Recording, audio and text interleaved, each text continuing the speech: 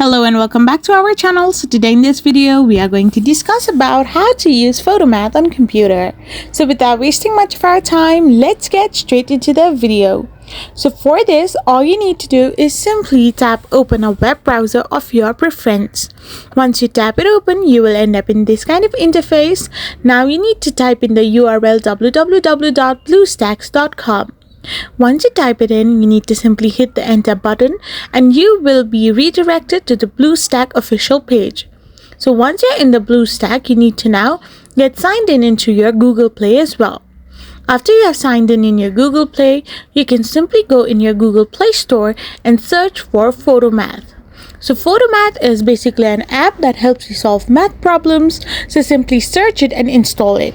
Once you do it, you need to simply hit the open button and you will be able to use your Photomath on your computer device as well. I hope you found this video helpful, so don't forget to hit that subscribe button and do give us a thumbs up.